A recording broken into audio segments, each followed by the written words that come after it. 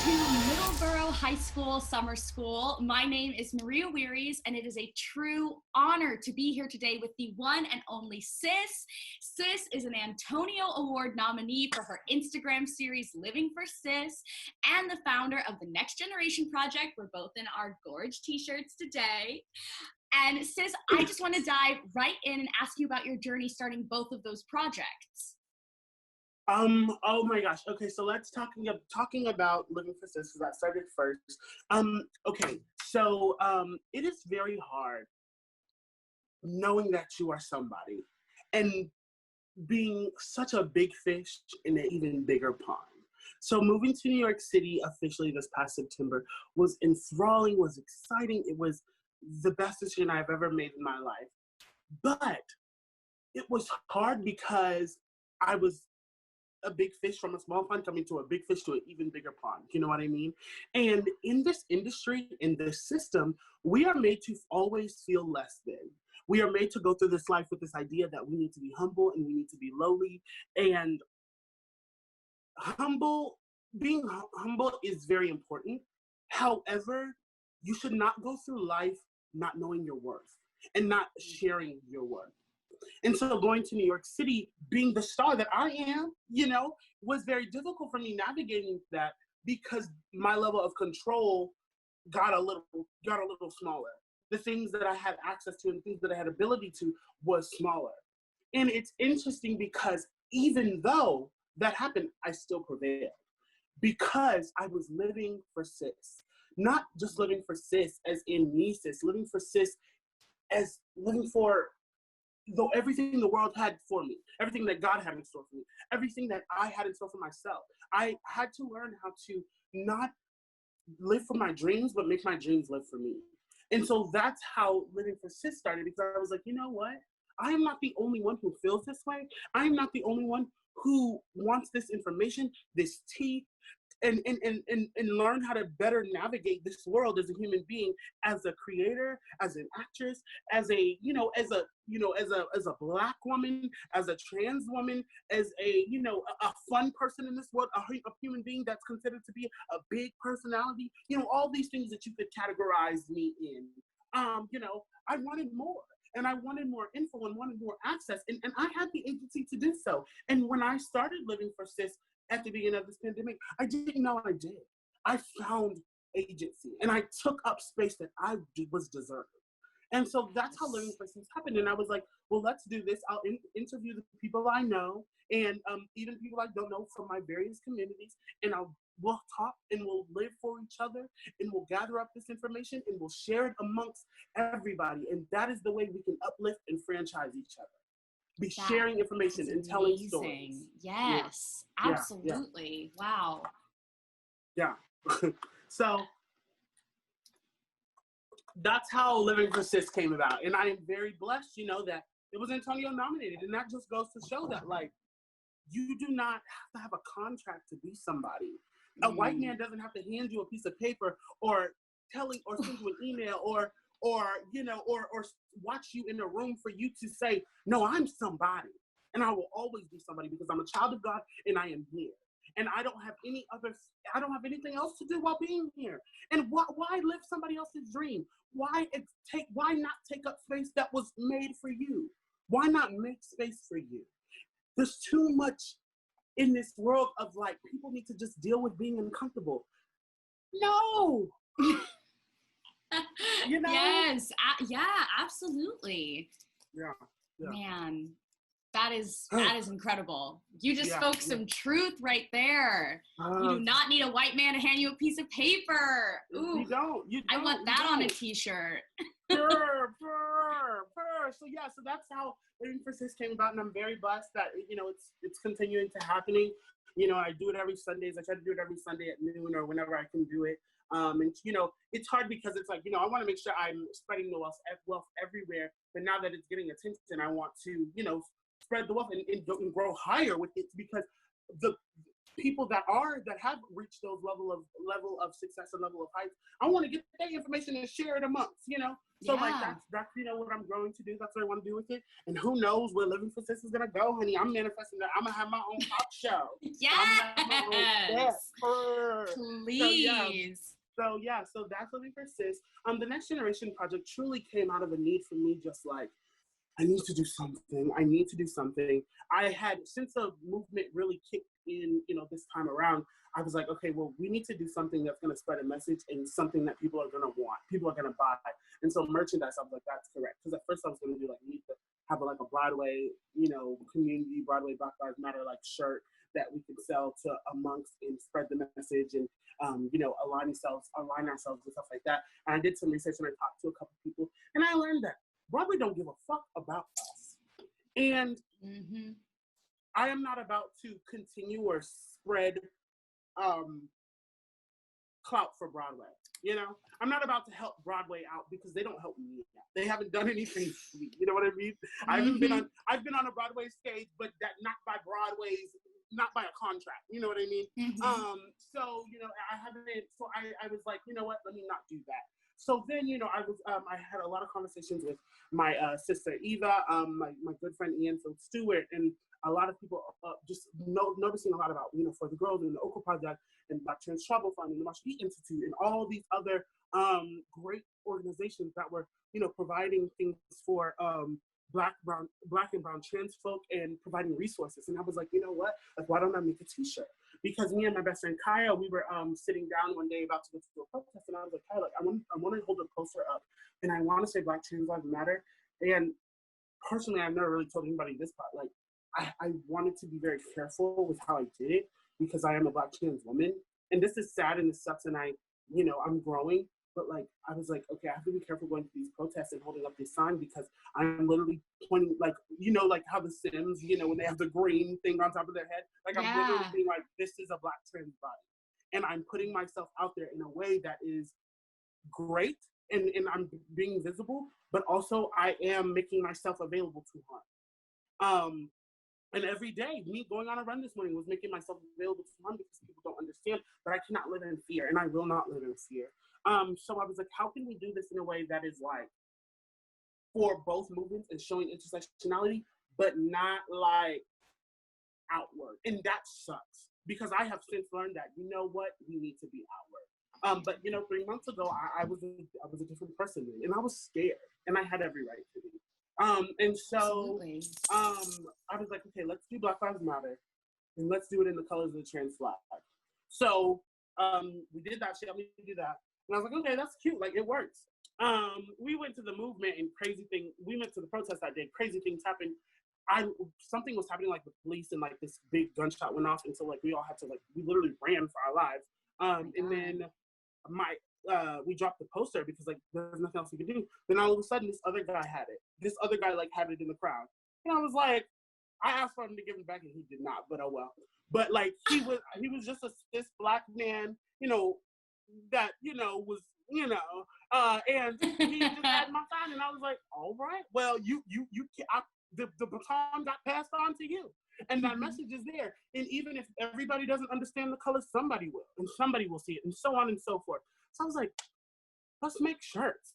Like, let's make shirts and let's, crowdfund with the shirts and disperse that money back into the community. And at first I wanted to do it for other orgs, but then I started to talk to the other orgs and they were like, we got a lot going on over here. We doing, we're doing it already, which is great.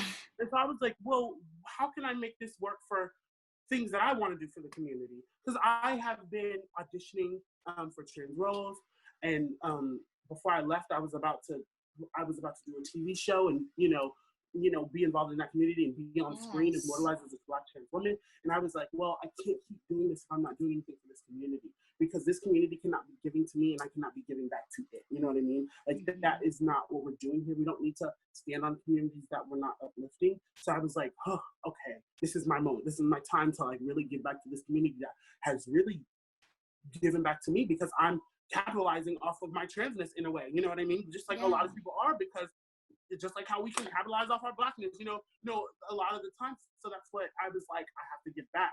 So I was like, okay, well, maybe we can start an organization. So I was like, okay, let's do the shirts, crowdfund. How else can we spin this? So I called my sister Eve, and I was like, how can we do this? And we had always had a running thing with TNG.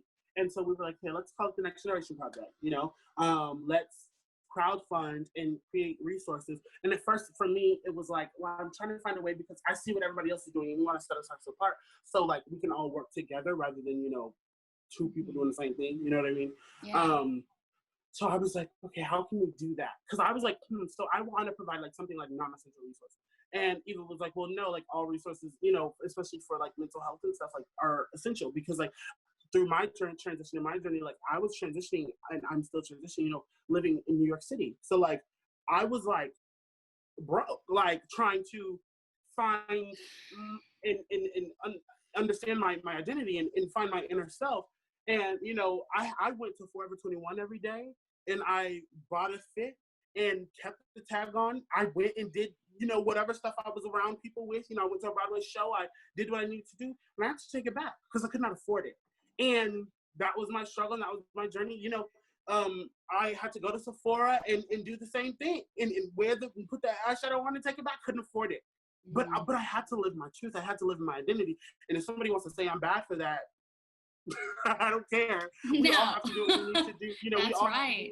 We all have to do what we need to do to survive. And, there were things that I wanted and saw for myself that the world didn't owe me. And I had to take for myself and I had to get it because I had to still move up. I had to still grow. I had to still show up to places and look a certain way. You know what I mean? Mm-hmm. Like I still had to exist in this world professionally. From a system and work to benefit a system that I did not create and had no part in creating. So I had to do what I had to do, and I did what I had to do. So I wanted to make sure we had an organization where that don't have to happen again.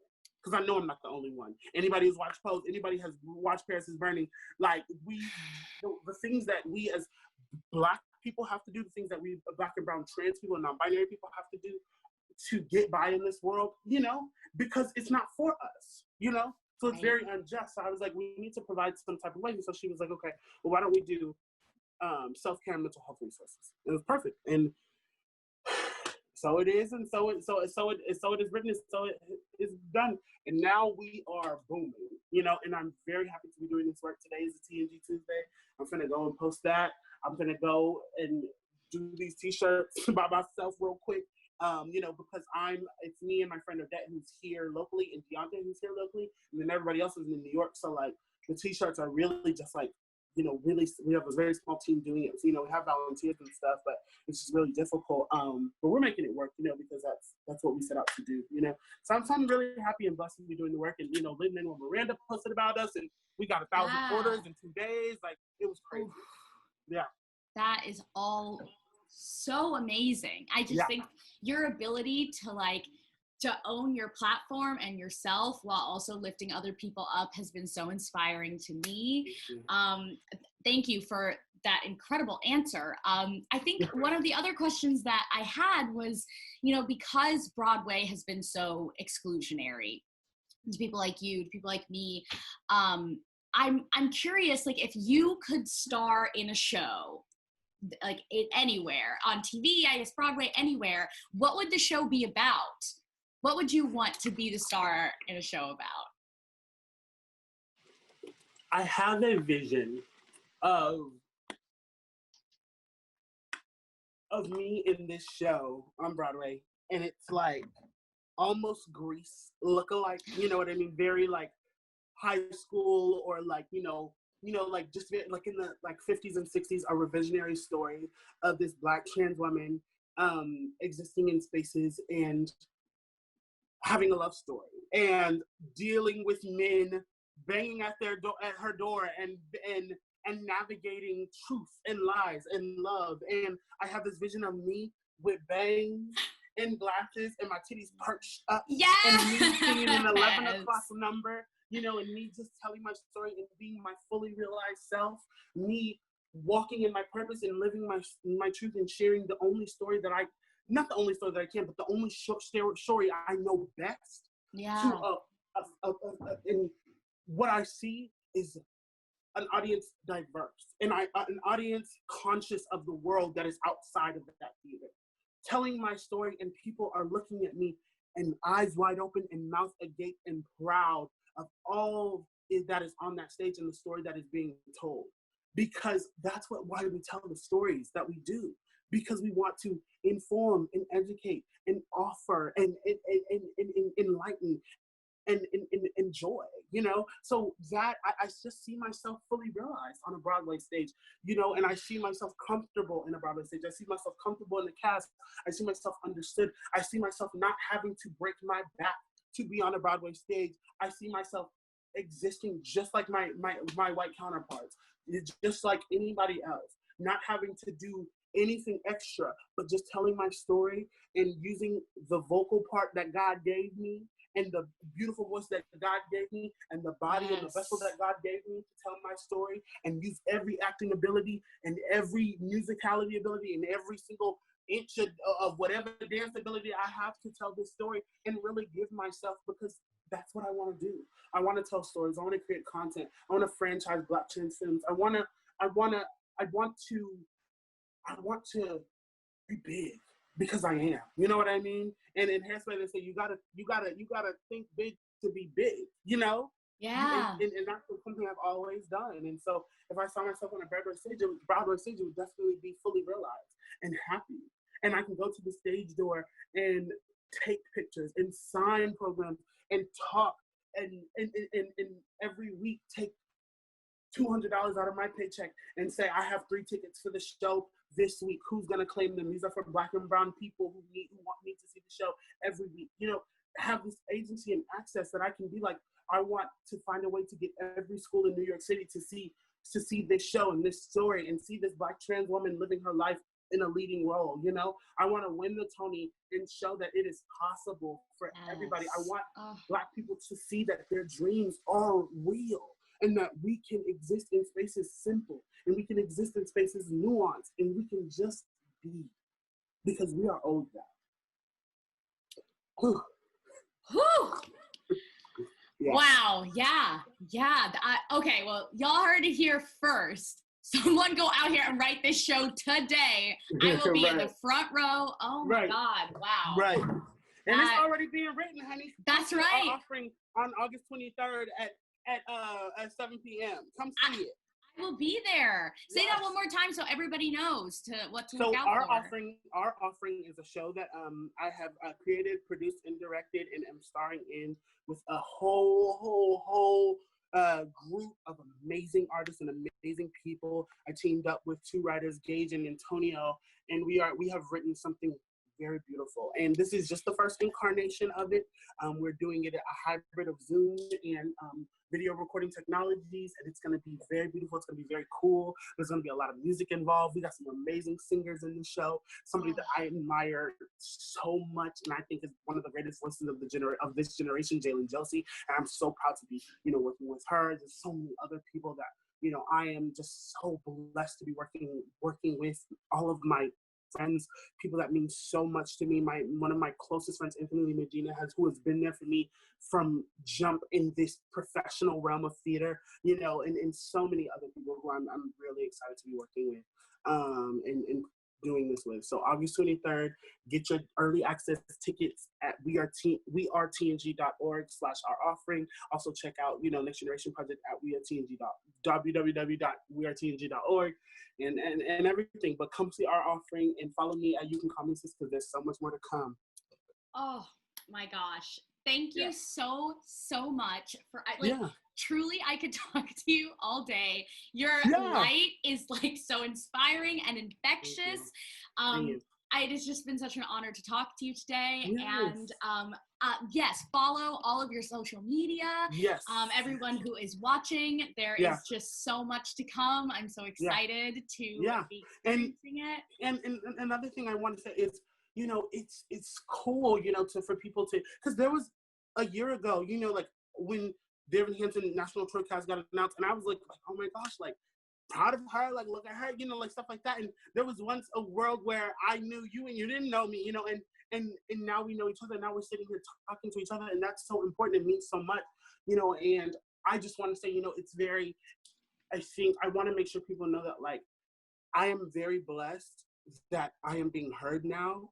But I am 22 years old, and I've been trying to achieve this dream of mine since I was 6. You know what I mean? And like, I've been trying to tell my story since I was 6. And granted, maybe when I was 6, I didn't have a story to tell. But you know, this is not. There was a lot of bad and a lot of negative and a lot of stuff that had to come to this moment. You know, and I'm very blessed now that I have people are listening. And people are tuned in, you know what I mean? Yeah. Because some people don't get that opportunity, you know, to affect change when they know that the change that there needs to be, you know what I mean? And so this is very important to me, that this platform that I'm building, this platform that I have is I hold on to it, and also like people know that like this did not just come, this is not just, oh, sis is just a great speaker. No, like I have been through it, as have a lot of people. And I want to tell my story as authentically and as truthfully as I can, you know, because people, you know, a lot of people will say, you're so lucky. You're so lucky to have met Harry Styles. You're so lucky to, you know, perform at the Apollo at 22 years old. You're so lucky to be where you are. You know, I'm not lucky, I'm blessed. And I am owed that. There have been times where I have sat in a room and nobody gave a fuck about what I had to say. Nobody gave a fuck about my feelings. And I think that's why I'm speaking so much now, because somebody does. So if there is one person, if it's just you, right? Like, somebody cares. And so I'm taking every opportunity that I got to tell my story, so that, you know, if there ever comes a time, which I manifest that there will never be another time, but if it ever comes a time where nobody else is listening, at least I said as much as I could. Absolutely. Absolutely. Wow. It's true. It's so true. I think so often people talk about this like overnight success and, you know, stuff that just happens, and all of a sudden, like, I'm following this person and they just became. But I mean, you have had a life and a journey and have worked your butt off to be where you are today. And everybody should know that the work and effort and struggle that's come into who you are today is really inspiring, and people should think of that when they think of these people that they're sort of jumping on the bandwagon and experiencing now. Totally. So I'm excited. I'm excited to see what's to come for Sis. And you know, it's interesting that we're doing this on Be More Chill's platform, because when I went to go see Be More Chill and I saw Tiffany in the show, that was the first time I was like, that's me. Like that was I thought there had been times before where I've seen myself on Broadway, and I had, but like I never saw myself more. A dark-skinned Black woman with purple lipstick, cute, thick, with blue, with purple puffs, and just singing, and you know, I wish that the role was more, you know, for that vessel that there was a lot there to, you know, expand on. But you know, so I'm happy to be doing this on that platform, because that was a show that was really important to me, because I saw myself, you know. And that's so important. I mean, that's what inspires the next generation, is being able to see themselves. And until we have that representation, there is not going to be a next generation of people who look like us, you know? Exactly. I completely agree. Yeah. Well, oh my gosh. I wish that we could talk for truly the entire day, but thank you so much for being on here. Oh my gosh, I will. I absolutely will, now that we know one another. Yes. I want to help truly in any way that I can. Like, if want to like volunteer, all of that, I've got the time. I would absolutely love to. So I will hit you up about that. And please do. I just wanted to sign off by saying thank you to the Be More Chill page, and to Morgan Siobhan Green for starting this initiative and for having us today. And thank you for joining us at summer school at Middleborough High. Hey. And thank you, Sis, so much. Thank you. Love you all.